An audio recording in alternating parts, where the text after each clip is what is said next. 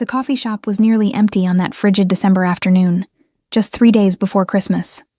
Outside, snow fell in thick, lazy flakes, coating the streets of Boston in a pristine white blanket that would soon turn to gray slush. Inside, Marcus Bennett sat alone at a corner table, his expensive wool coat draped over the chair beside him, checking his watch for the 4th time in 10 minutes. He hadn't wanted to come. The whole idea of a blind date, arranged by his well-meaning but meddling sister Claire, felt absurd at his age. At 42, Marcus had built an empire from nothing, transforming a small tech startup into Bennett Industries, a multinational corporation worth billions. He'd graced the covers of Forbes and Fortune, been named one of the most eligible bachelors in America 3 years running, and had more dinner invitations than he could possibly accept. Yet here he sat, waiting for a woman whose name he barely remembered. Feeling like a nervous teenager, the bell above the door chimed, and a woman in her late 30s entered, shaking snow from her dark hair. She wore a burgundy dress beneath a practical black coat, and her eyes scanned the coffee shop with obvious anxiety. Marcus recognized her from the photo Claire had shown him. Victoria something. She was attractive, polished, exactly the type of woman who usually pursued him at charity galas and business conferences. Their eyes met. Marcus stood, raising his hand slightly. Victoria's face brightened with recognition, and she hurried over, apologies already tumbling from her perfectly painted lips about traffic and the weather.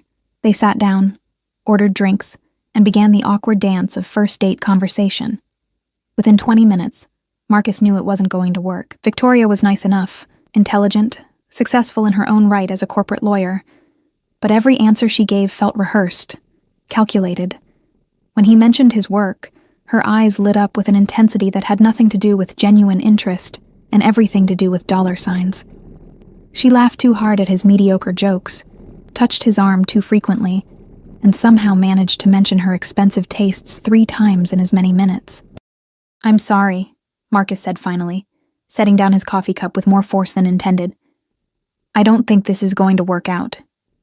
Victoria's smile froze. "Excuse me?" "I appreciate you coming out in this weather, but I don't think we're a good match." He tried to soften the blow. "You seem like a wonderful person, but..." "But what?" Her voice had turned sharp, the polished veneer cracking. "I'm not good enough for the great Marcus Bennett? Do you have any idea how many men would kill to be in your position right now?" "I'm sure they would," Marcus said quietly, reaching for his wallet. "Please let me pay for your coffee. I'm sorry for wasting your time." Victoria stood abruptly, her chair scraping against the floor. The few other customers glanced over. "You're going to regret this," she hissed. "You're going to die alone in that enormous house of yours, and you'll deserve it." She stormed out, leaving Marcus sitting amid the wreckage of yet another failed attempt at connection. He rubbed his temples, wondering why he'd let Claire talk him into this. The barista, a young man with concerned eyes, came over to clear Victoria's untouched latte. "Rough day, huh?" the barista said sympathetically. "You have no idea."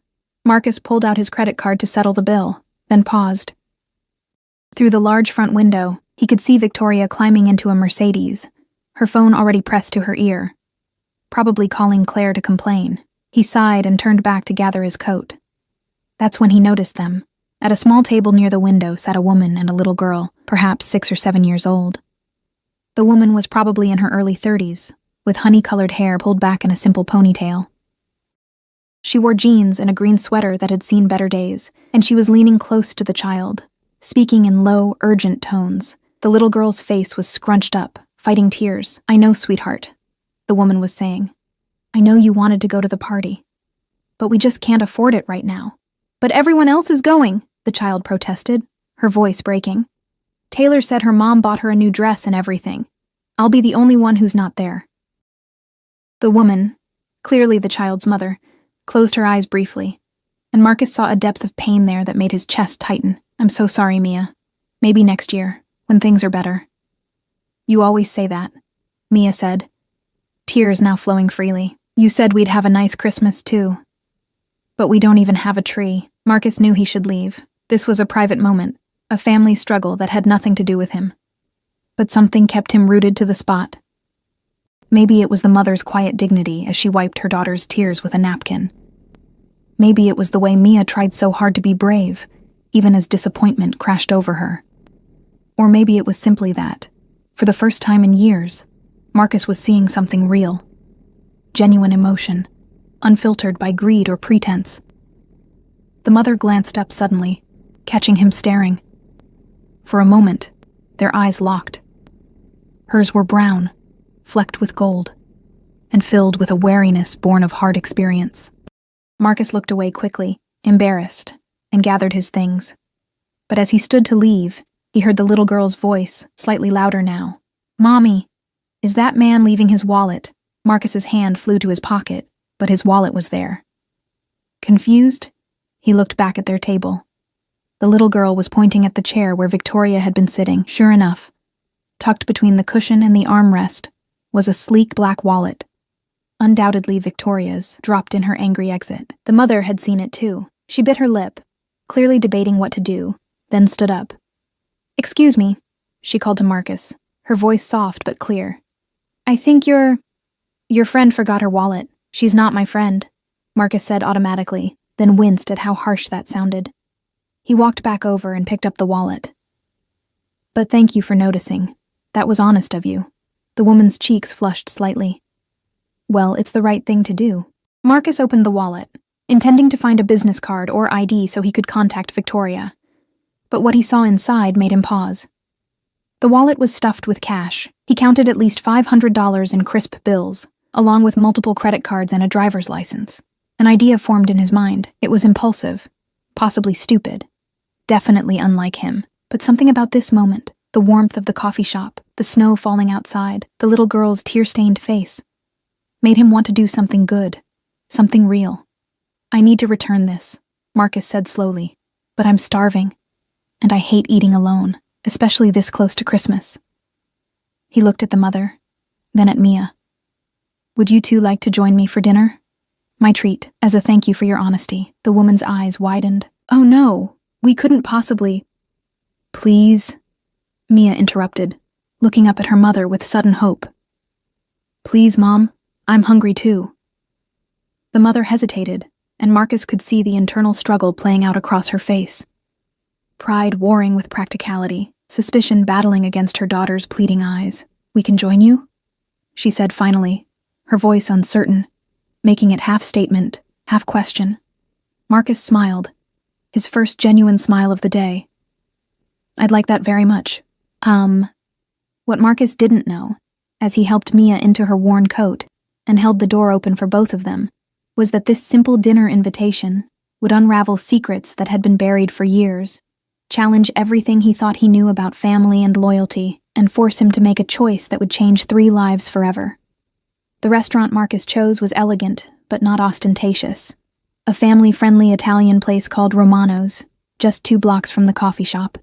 As they walked through the snowy streets, Marcus found himself studying his unexpected dinner companions. The mother had introduced herself as Jennifer Walsh, though she'd asked him to call her Jen. She worked as a nurse at Boston General, she'd explained, her shifts often running long and unpredictable. Mia chattered nervously as they walked, her small hand tucked securely in her mother's. She talked about school, her best friend Taylor, and how she'd been practicing her lines for the school's Christmas pageant where she was playing an angel. Marcus noticed how Jen listened to every word, responding with genuine interest despite the exhaustion evident in the lines around her eyes. Inside Romano's, the warmth enveloped them immediately. The hostess recognized Marcus. He'd closed several business deals in this very restaurant, and her eyebrows rose slightly when she saw his companions. But she was professional enough not to comment, leading them to a quiet booth near the back. "Order anything you want," Marcus told Mia, as they settled into the leather seats. "The lasagna here is incredible." Mia's eyes grew wide as she opened the menu, but Jen placed a gentle hand on her daughter's arm. "Marcus, this is very kind of you, but really, we should just have something simple. A salad, perhaps." "Mom," Mia groaned. "He said anything." "Your mother's trying to be polite," Marcus said, smiling at the little girl. "But I meant what I said. It's Christmas. Let's celebrate." Jen looked at him for a long moment, and Marcus saw something shift in her expression. A tiny crack in the protective wall she'd built around herself. "Okay," she said quietly. "Thank you." They ordered lasagna for Mia, chicken parmesan for Jen, and ravioli for Marcus. As they waited for their food, Marcus found himself asking questions he normally wouldn't bother with at business dinners. Where did they live? How long had Jen been a nurse? What was Mia's favorite subject in school? We live in Dorchester, Jen said, referring to one of Boston's less affluent neighborhoods. Small apartment, but it's home. I've been nursing for 8 years now, and Mia loves art class, don't you, sweetheart? I draw all the time, Mia confirmed proudly. I drew a picture of a castle yesterday, with a princess and a dragon. Was the dragon friendly or scary? Marcus asked. Mia considered this seriously. Friendly. The scary ones are boring. Everyone does scary dragons. Marcus laughed. A real, unrehearsed laugh that surprised him. That's very wise. I like the way you think. Their food arrived, and for a while, they ate in comfortable silence. Marcus watched as Mia savored each bite of her lasagna, her face lighting up with pleasure.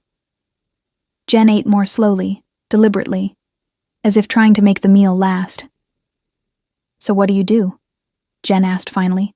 For work, I mean. Marcus hesitated. This was always the moment when things changed, when people's perceptions of him shifted from person to commodity. I run a company, he said vaguely. Technology sector. Must be doing well if you can afford to take strangers to Romano's, Jen said with a slight smile. This place isn't exactly cheap. We're doing okay. Marcus changed the subject quickly. What about Mia's father? Is he in the picture? The temperature at the table dropped instantly. Jen's fork clattered against her plate, and Mia suddenly became very interested in her water glass. Marcus realized immediately he'd stepped over a line. I'm sorry, he said quickly. That was inappropriate. No, it's fine. Jen took a breath. Mia's father isn't part of our lives. He never was, really. It's just the two of us. There was a story there, Marcus could tell. A painful one. But before he could apologize again, Mia spoke up, her voice small. My dad didn't want me. Mom said he left before I was even born. Mia? Jen started, but Marcus interrupted gently. Then he's an idiot, Marcus said firmly, looking directly at the little girl, because anyone who wouldn't want to know you is missing out on something pretty special. Mia's face brightened slightly, and Jen's eyes glistened with unshed tears. Thank you, she whispered. The conversation moved to safer topics after that. Marcus told them about his sister Claire and her 3 boys, about the chaos of family gatherings and the constant noise that filled her house. Mia wanted to know if he had any kids of his own. No, Marcus said, and was surprised by the pang of regret that accompanied the word. I never got married. Work always seemed more important. That's sad, Mia said with the brutal honesty of children. Don't you get lonely? Mia, Jen scolded. That's not a polite question. It's okay, Marcus said. And yes, sometimes I do get lonely, more than I'd like to admit. After dinner, Marcus ordered tiramisu for the table. As they shared the dessert, he found himself telling them things he rarely discussed, about growing up poor in South Boston, about his mother who'd worked 3 jobs to keep food on the table, about the scholarship that had changed his life and the determination that had driven him to succeed. Your mother must be very proud, Jen said softly. She was. She passed away 5 years ago. Heart attack. Marcus set down his fork. I'd just closed my biggest deal, made my first $1 billion, but she never got to see the house I bought. Never got to enjoy any of it. She knew, Jen said with certainty. Mothers always know. She knew you'd made it, and that was enough. There was wisdom in her words, born of her own experiences as a mother.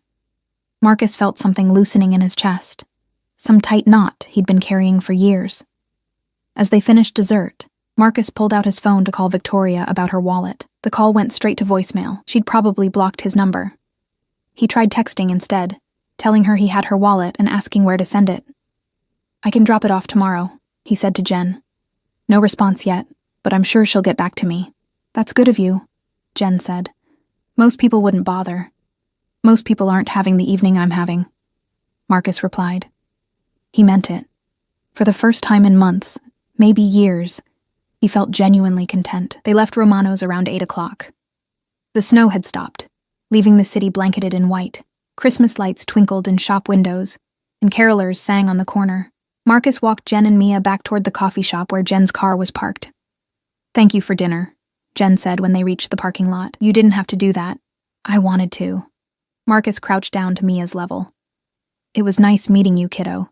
Keep drawing those friendly dragons. I will. Mia threw her arms around his neck in an impulsive hug that nearly knocked him over. You're nice. I wish you could come to my Christmas pageant. Mia, I'm sure Marcus has plans, Jen began, but Marcus interrupted. When is it? Tomorrow night, 7 o'clock at Brookside Elementary. Jen looked embarrassed. But really, you don't have to. I'll be there, Marcus said, surprising himself as much as her. If that's okay with you. Jen studied his face, searching for something. Whatever she saw must have satisfied her, because she nodded slowly. Okay, if you're sure. As Marcus watched their old Honda pull out of the parking lot, its taillight flickering ominously, he felt his phone buzz. A text from Victoria, finally responding. Keep the wallet. Consider it payment for wasting my time. And tell your sister to never contact me again. Marcus stared at the message, then at the wallet in his hand, $500 in cash. He thought about Mia's tears over the party she couldn't attend, about Jen's worn sweater and the exhaustion in her eyes. An idea formed. Reckless, generous, completely unlike his usual calculating self. But before he could act on it, a second text came through, this one from a number he didn't recognize. Mr. Bennett, this is Patricia Chen, from Boston General Hospital. I'm the head of nursing. I need to speak with you urgently about Jennifer Walsh. Please call me as soon as possible. Marcus's blood ran cold. What could the hospital want to discuss about Jen? And how did they even know he'd been with her tonight? His finger hovered over the call button, his mind racing with possibilities, none of them good. Marcus called the number immediately, his heart pounding in a way it hadn't during even his most stressful business negotiations. The phone rang 3 times before a crisp, professional voice answered.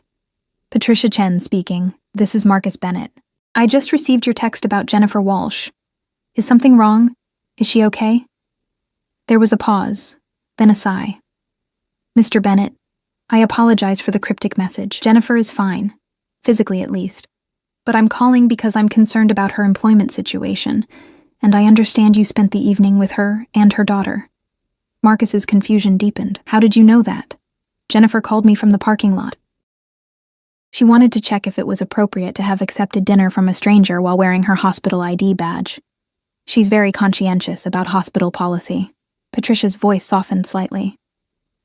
Mr. Bennett, may I be frank with you? Please.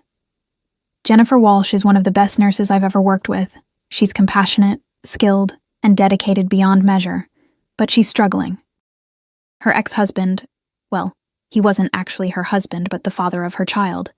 He recently resurfaced after 7 years of absence.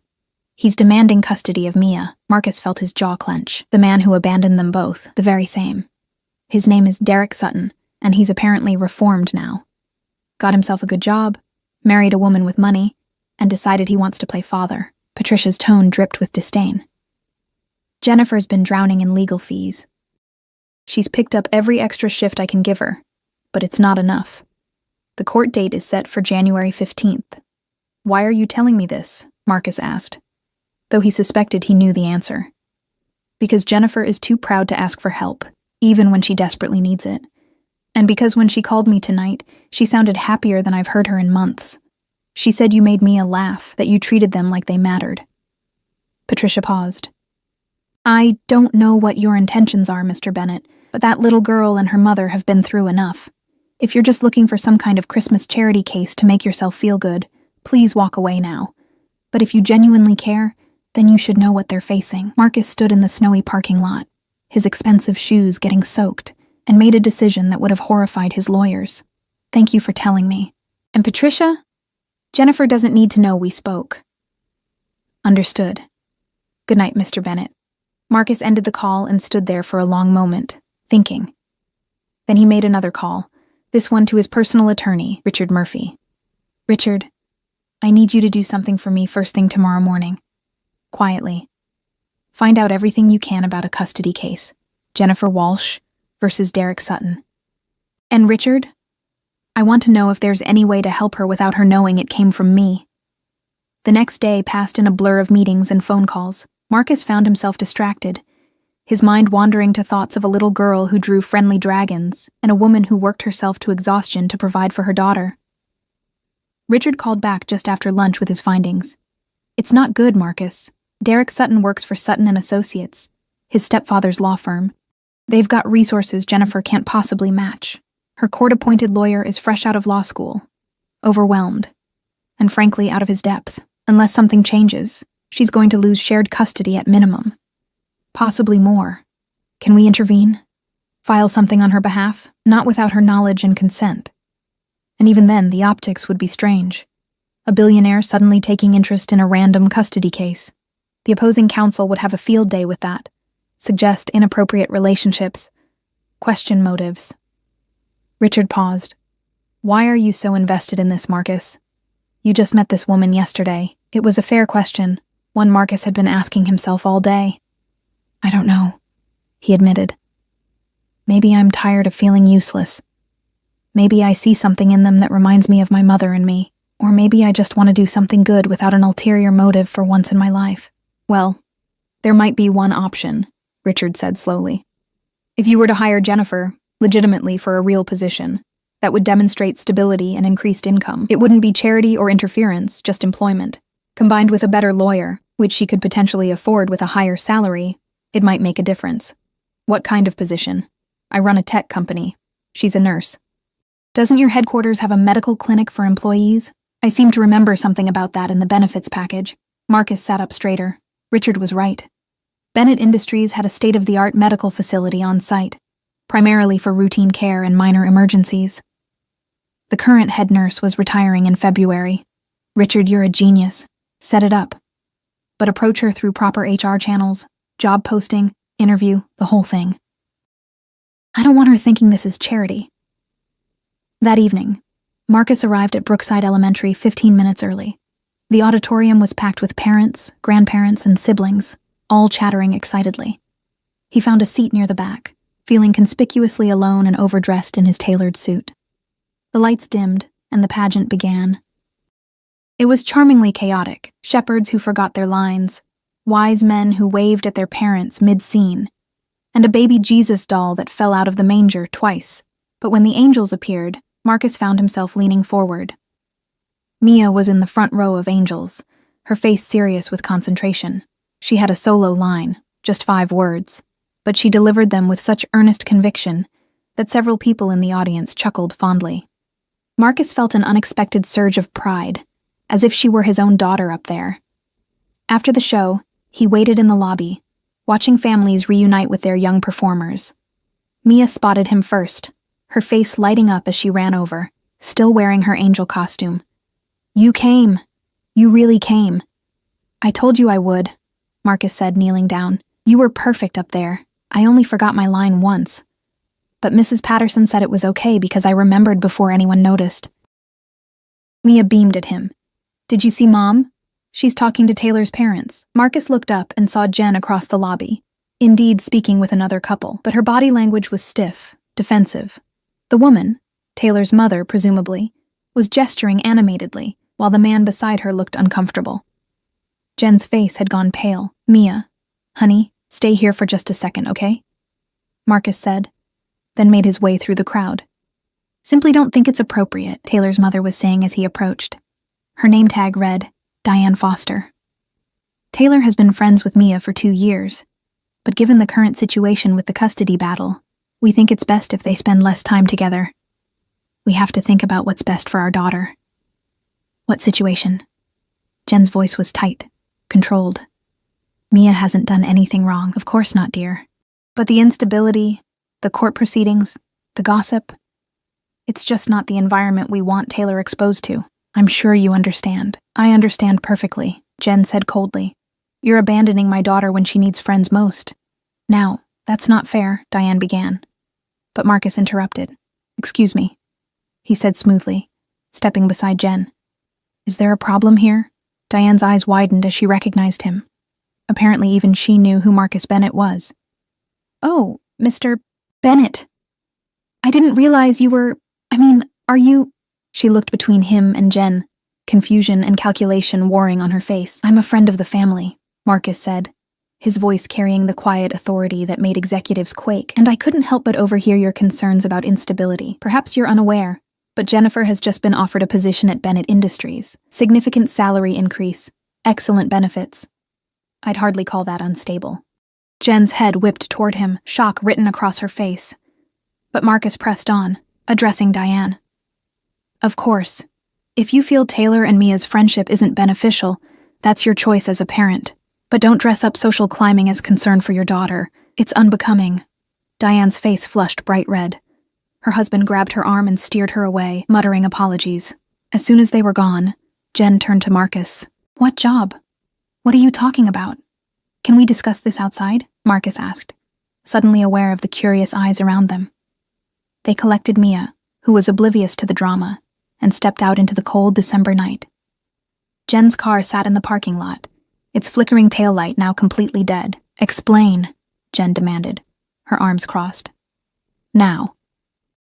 Marcus took a breath and laid it all out. The job posting for head nurse at Bennett Industries, the competitive salary, the benefits package. He was careful to frame it as a legitimate opportunity, not charity. You'd be perfect for the position, he concluded. Patricia Chen has nothing but praise for your skills. This isn't a handout, Jennifer. It's an opportunity you've earned. Jen stared at him for a long moment, her eyes searching his face. You found out about Derek, didn't you? About the custody case. There was no point in lying. Yes. And you think throwing money at me will fix everything? That I need some wealthy savior to rescue me and my daughter? Her voice cracked slightly. I've been taking care of us just fine on my own. I know you have. And you'd continue to do so with or without my help. Marcus kept his voice gentle. But why does it have to be so hard? Why can't you accept help when it's offered honestly? Because there's always a cost, Jen burst out. Men like you don't do things for free. Derek taught me that. He said he loved me, said he'd be there, and then he disappeared. The second things got real.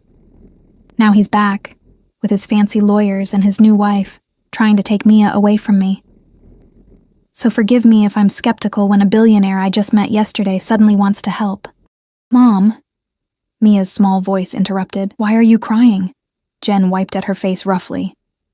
I'm not, baby. I'm just tired.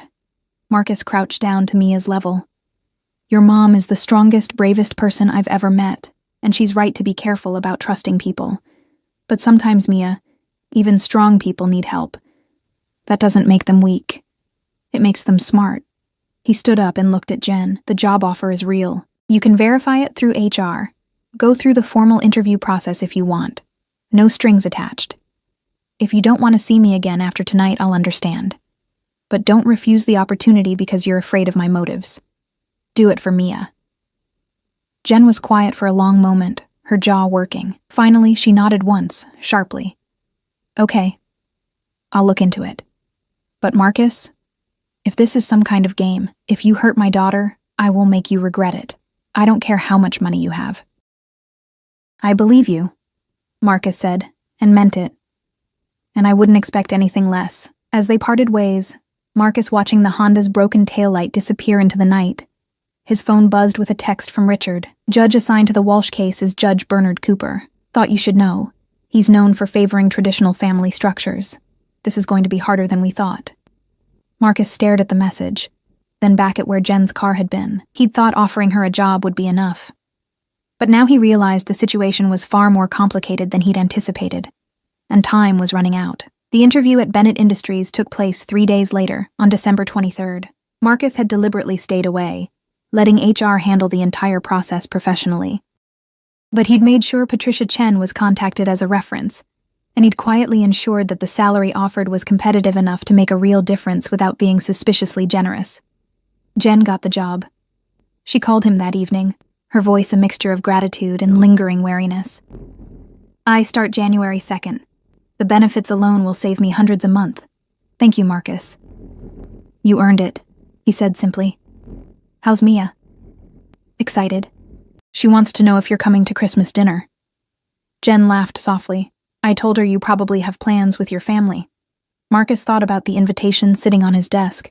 Christmas at Claire's house, surrounded by noise and chaos and his sister's knowing looks. It was expected, traditional, safe. Actually, he heard himself say, I don't have plans. I mean, I did, but Would you really want me there? The silence stretched long enough that Marcus thought he'd overstepped. Then Jen said quietly, "Yes, I would. We're not having anything fancy. Just roast chicken and whatever sides I can manage. But if you want to come, we'd love to have you." Christmas Eve arrived cold and clear. Marcus spent the morning wrapping presents, a professional art set for Mia that he'd had his assistant pick up, and for Jen, something that had taken him hours to decide on, a delicate silver necklace with a small pendant shaped like a nurse's caduceus. Simple, meaningful, not too personal. He also made another call to Richard. "The custody hearing is in 3 weeks. What else can we do?" Honestly, not much without Jennifer's direct involvement. "But Marcus, I have to ask, what's your endgame here? You're getting awfully invested in this family." Marcus didn't have a good answer. All he knew was that when he thought about Mia's laugh or Jen's resilient strength, something in his chest tightened in a way that had nothing to do with business strategy. That evening, he drove to Dorchester with his trunk full of presents and a bottle of wine. Jen's apartment building was older, showing its age, but the Christmas lights strung in the windows gave it a cheerful glow. He climbed to the 3rd floor and knocked. Mia threw open the door, wearing a red velvet dress and a huge smile. "You came. Mom, he came." Inside, the apartment was tiny but immaculately clean. A small artificial tree sat in the corner, decorated with handmade ornaments and twinkling lights. The smell of roasting chicken filled the air, mixing with cinnamon and pine. Jen emerged from the kitchen, wiping her hands on an apron. She dressed up, a simple blue dress that brought out the gold flecks in her eyes, her hair down around her shoulders. Marcus felt his breath catch. "Merry Christmas," she said, smiling shyly. "Merry Christmas." He held out the wine. "I wasn't sure what you liked." Dinner was simple, but delicious. They ate at a small table that barely fit 3, passing dishes and talking about everything and nothing. Mia told Marcus about the art project she wanted to start with her new supplies, her eyes shining with excitement. Jen talked about her nervousness regarding the new job, and Marcus found himself offering advice and reassurance that came naturally. After dinner, they opened presents. Mia squealed over her art set, immediately pulling out the colored pencils to show Marcus. Jen opened the necklace carefully, her eyes filling with tears when she saw what it was. "It's beautiful," she whispered. "I can't accept this." "Yes, you can," Marcus said firmly. "You're a healer, Jennifer. You deserve to be reminded of that." She fastened it around her neck with trembling fingers, and Marcus saw her touch it gently, as if anchoring herself. Then Mia handed him a lumpy package wrapped in newspaper and decorated with crayon drawings. "We made you something." Inside was a hand-knitted scarf, slightly uneven, clearly made by amateur hands, in a deep blue that matched his eyes. "Mom taught me to knit," Mia explained proudly. "We worked on it every night after you came to my pageant." Marcus ran his fingers over the soft yarn, overwhelmed by the thoughtfulness of it. "It's perfect," he managed. "Thank you both." After Mia went to bed, Marcus and Jen sat on the small couch, nursing glasses of wine and watching the tree lights twinkle. The silence between them was comfortable now, natural. "I got a letter from Derek's lawyer yesterday," Jen said finally. "They're pushing hard for full custody. They're arguing that he can provide a better life, 2-parent household, private schools, stability." Marcus set down his glass. "What does your lawyer say? That we have a fight ahead of us?" She laughed bitterly. "The new job helps, but Derek's stepfather is well connected. Judge Cooper apparently plays golf with him." Marcus made a decision in that moment, one he knew would change everything. "Marry me." Jen nearly dropped her wine. "What?" "Marry me," Marcus repeated, his heart pounding. "Not for real. Well, legally real, but we can annul it after the custody hearing. Judge Cooper wants to see a stable 2-parent household. We'll give him one. A stepfather with resources, a stable home environment, everything Derek is offering and more. Marcus, that's insane." "Is it? Think about it, Jennifer. Derek abandoned you both. He gave up any right to Mia the day he walked away.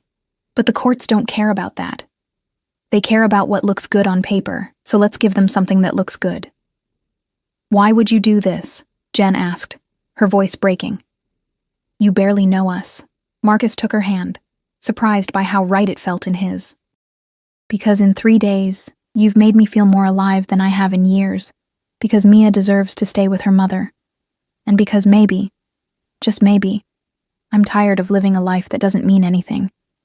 Jen stared at him, tears streaming down her face. "This is crazy." "Probably. But is it crazier than losing your daughter to a man who never wanted her in the first place?" She was quiet for a long time, her hand still in his. Finally, she nodded. "Okay. But Marcus, after the hearing, we figure out what happens next. No obligations, no expectations. Deal?" "Deal."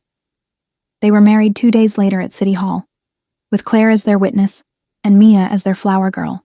Claire had looked at Marcus like he'd lost his mind, but when she saw the way he looked at Jen and Mia, her expression had softened.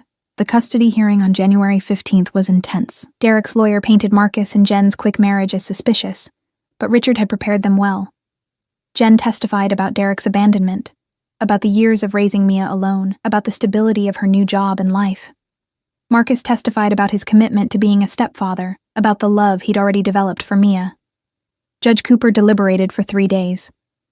When the verdict came, Marcus held Jen's hand so tightly his fingers went numb, while the court acknowledges Mr. Sutton's desire to be involved in his daughter's life, the judge said. The evidence shows a pattern of absence during crucial developmental years. Furthermore, Mrs. Bennett, has demonstrated consistent, stable parenting. Custody will remain with the mother, with supervised visitation rights granted to Mr. Sutton, should he choose to exercise them. Jen collapsed in Marcus's arms, sobbing with relief. Mia, who'd been waiting outside the courtroom with Claire, ran in when she heard the news, wrapping her arms around both of them. That night, back at Marcus's house, which had legally become their house for the purposes of the case, they sat in his living room, exhausted but relieved. "So," Jen said softly, while Mia slept upstairs in what had become her bedroom, "we should probably talk about the annulment."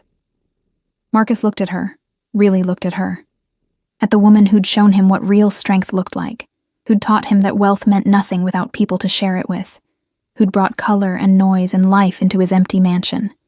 "Or," he said carefully, "we could not." Jen's breath caught.